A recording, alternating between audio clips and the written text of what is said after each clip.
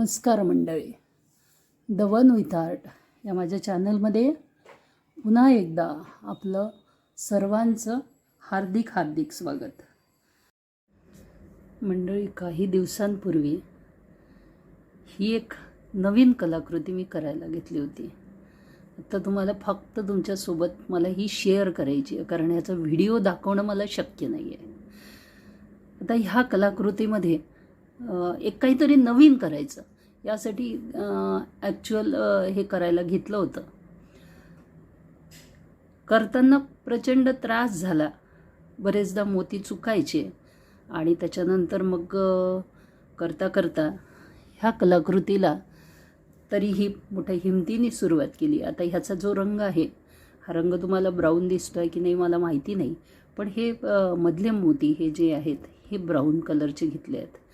हे सगळे 6 mm मोती आहेत आणि नवीन घरासाठी काहीतरी नवीन करायचं म्हणून हा प्रोजेक्ट करायला घेतला. आणि करता करता असं माझ्या लक्षात आलं की एक एक मोती लक्षात ठेवणं फार कठीण जातं. सुरुवातीला व्हिडिओ करायचं असं ठरवलं होतं की याचा व्हिडिओच करायचा, पण व्हिडिओ करायला याला वेळ भरपूर लागला असता, कारण ह्या ठिकाणी ही जी लाईन आहे ही जवळपास 66 मोती आहेत.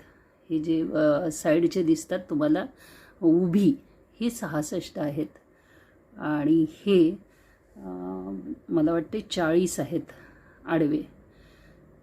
तर एवढ्या मोत्यांचा व्हिडिओ बनवायला खूप दिवस लागले असते आणि म्हणून तुमची क्षमा मागते की मी याचा व्हिडिओ तुम्हाला देऊ शकणार नाही. कृपया त्याचा आग्रह करू नये.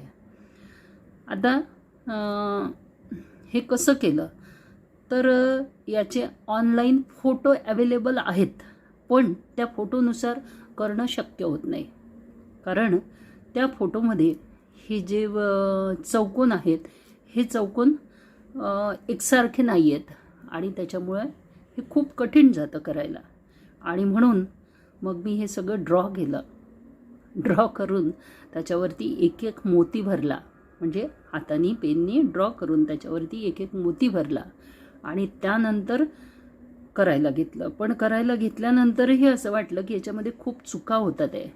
आता फॉर एक्झाम्पल या ठिकाणी एक डोक्यावरचा टिळा हा लावण्याचा प्रयत्न केला, पण तिथे सुद्धा चुका होत होत्या. हा टिळा आहे तो थोडासा वर या ठिकाणी घेता आला असता, पण एक चॅलेंज होतं ते की गोल कसं करायचं, कारण गोल करणं शक्य नाही. आपण चौकोनी मोती घेतो आणि त्याच्यामुळे त्या ठिकाणी गोल करणं शक्य नव्हतं आणि म्हणून हा चौकोनी. पण दुरून पाहिल्यानंतर तुम्हाला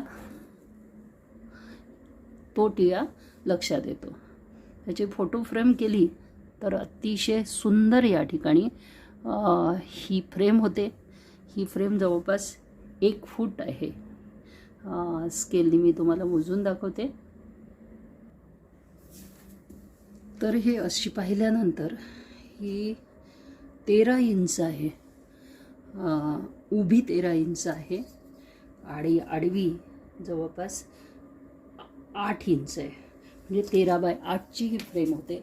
आणि त्याला तुम्ही जर फ्रेम लावली तर ही जवळपास 1 फुटापेक्षा थोडीशी मोठी होते लांबीला आणि रुंदीला मात्र 10-1 इंच ही होऊ शकते. याला एक फ्रेमिंग करून तुम्ही लावू शकता. त्याच्यानंतर हा वेलकम स्टॅच्यू म्हणून नमस्कार मुद्रेमध्ये अतिशय सुंदर दिसतो. प्रयत्न केलाय. माझा हा प्रयत्न तुम्हाला कसा वाटला खरंच कळवा. आणि मला एक गोष्ट लक्षात आली की काही मैत्रिणी काय करतात की माझे व्हिडिओ बघतात आणि तेवढ्यापुरतं फॉलो करतात, सबस्क्राईब करतात आणि नंतर अनसबस्क्राईब करतात. असं करू नका. तुमची इच्छा नसेल तर सबस्क्राईब करू नका, पण सबस्क्राईब करून अनसबस्क्राईब करणे म्हणजे एखाद्याला त्याचं अवसान काढून घेण्यासारखं आहे, त्याची प्रेरणा काढून घेण्यासारखं आहे. तुम्ही लोक माझी प्रेरणा आहात.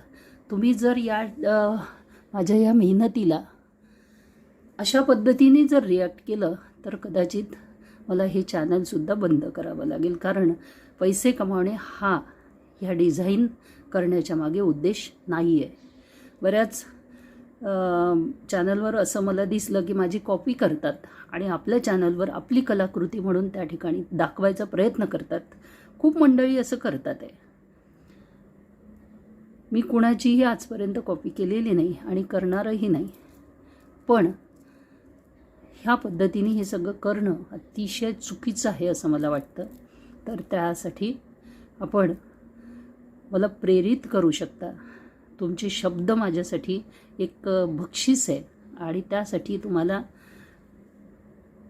पैसे लागत नाहीत. मला पैसे लागतात पण तुम्हाला पैसे लागत नाहीत आणि तुमच्या शब्दांनी फार मोठं काम या ठिकाणी होतं. जे ही मी केली आहे, जवळपास 8 दिवस याच्यासाठी मी कंटिन्यू काम करत होती.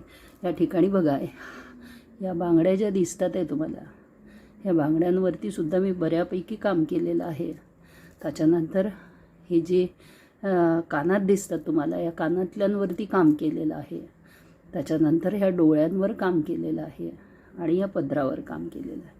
ह्या सगळ्या गोष्टींवर काम करता करता अनेक गोष्टी आपल्याला ॲडजस्ट कराव्या लागतात. तर ते मी केलेलं आहे. तुम्हाला हे कसं वाटलं ते नक्की कळवा. तुमच्या या प्रतिक्रियांची मी वाट बघते आहे.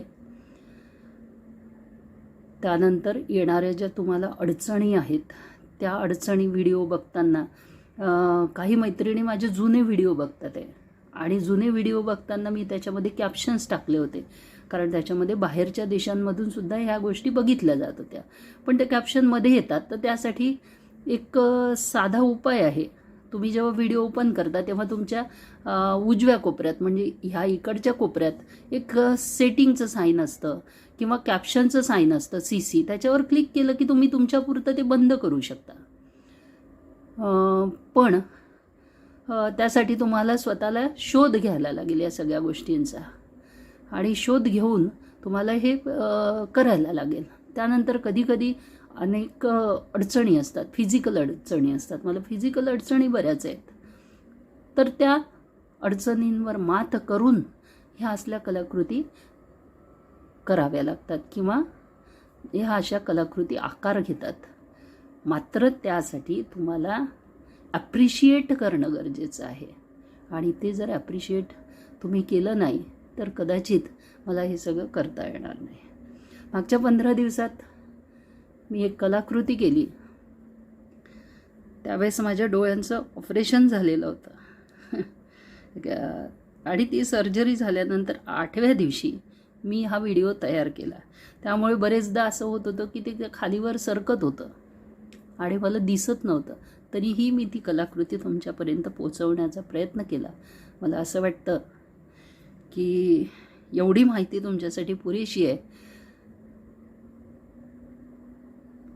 आणि ह्या अडचणीतून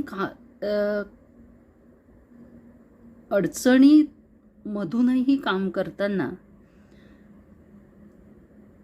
बरं वाटतं की तुमच्यासारख्या मैत्रिणी, तुमच्यासारखे व्ह्युअर्स, तुमच्यासारखे सबस्क्रायबर्स जेव्हा पाठीशी असतात तेव्हा हुरूप येतो थोडासा. आणि मी अनेक कामं करते. मी योगाचे क्लासेस घेते, मी ह्या डिझाईन्स तयार करते, आणखी काही गोष्टी करते आणि त्याच्यातून वेळ काढून हे सर्व करते. असो, तर तुम्हाला ही माझी कलाकृती कशी वाटली ती नक्की सांगा. फ्रेम केल्यानंतर मी तुमच्यासोबत नक्की शेअर करीन. सबस्क्राईब करा असं म्हणणार नाही, कारण तो तुमचा हक्क आहे, तुमचं मत आहे स्वतःचं. ज्यांना वाटलं त्यांनी करावं. खूप विचार करून करा. आणि जर आवडली कलाकृती तर कॉमेंटमध्ये नक्की लिहा. मला खूप बरं वाटेल. तुमच्या कॉमेंटची वाट बघते आहे. अत्यंत अडचणीतून तयार केलेली कलाकृती तुम्हाला कशी वाटली ती नक्की कळवा. धन्यवाद आणि नमस्कार.